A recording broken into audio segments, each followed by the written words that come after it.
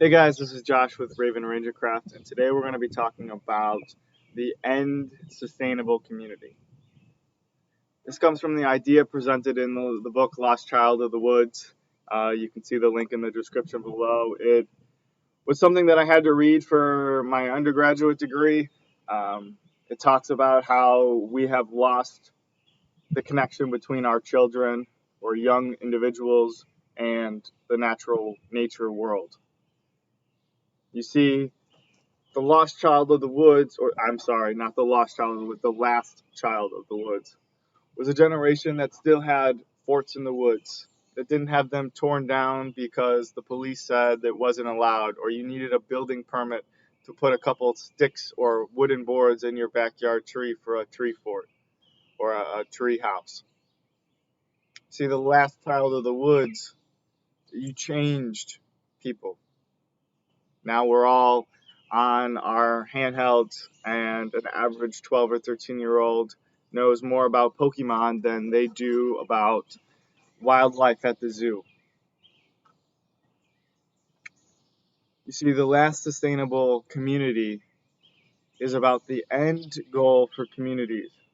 How before we used to live scattered about on homesteads and farms, and then in the Industrial Revolution, everyone flocked to the city. Why? Because it was easier. You had more luxury, you made more money, you never had to worry about anything not being where you could go and get it. But what did it need?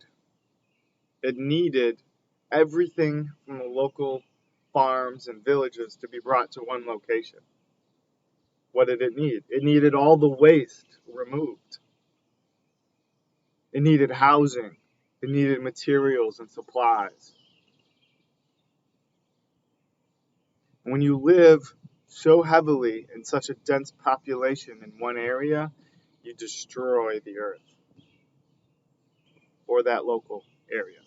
That's why people were nomadic for so long. They understood that the natural environment could only house a population so large for so long, and then they picked up and moved on and let that area rejuvenate over a few years before they returned.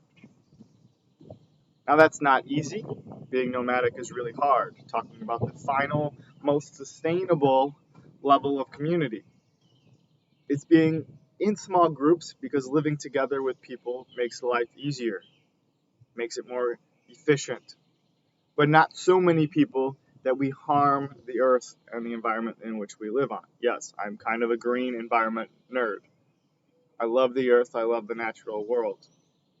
I have skills in primitive survival. I have my master's degree or getting my master's degree in sustainability leadership. Transportation is expensive. It is also very hard on fossil fuels, the environment, gas. Semi trucks make this world go round, and they are gas guzzling hogs.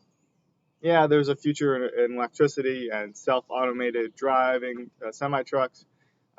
That's just hard for me to wrap my own head around because I don't trust people driving it, and I don't trust computers are that far enough already. But I digress. Sustainable communities. Having everything you need, again, we talk about what do you really need in a community of 5,000 or less. Not specialties, again, like myself. I was a unique case with a total hip replacement at 13. Those you can have sporadic. But for the average individual, work, food, average health care, good sustainable housing can be found locally. People lived for thousands of years locally.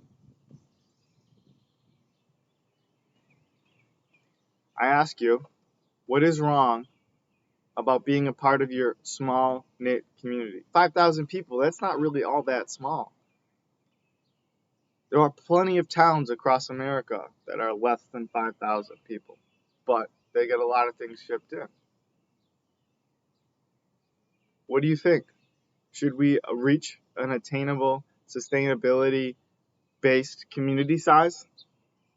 What about remote work? So many people work from home nowadays. Why is there a need to live on top of each other? Of course there is a want, but why is there a need? I know people that work in third world countries or in Latin America where the US dollar goes so far, they work from their home on a laptop, computer, whatever, and they live pretty well, making not a whole lot of money because they get paid in the US dollar and they live in a place in which the dollar goes a long ways. Here in the United States, we often use Mexico as make a ton of money, go down to Mexico and live like kings for the rest of your life. Well, what if you didn't have to wait all of your life to make that money? Then I ask you, is that sustainable? No, it's not. It's not sustainable because currency isn't real. It's my own ramblings. Remember, I talked to you guys about saying that this is just me getting it off my chest so that Facebook doesn't have to hear it. My family doesn't have to listen to it. Maybe you guys want to listen to it. I don't know. What do you guys think? Do we need to focus on more sustainable communities? Do we need to get rid of these huge, massive cities where huge people congregating together is disease? It's hard on pollution. Solution to pollution is dilution. Solution to pollution is dilution. And not making as much pollution. That would be a great start. What are your thoughts? Let's hear about them in the comments below. See you around the next bend.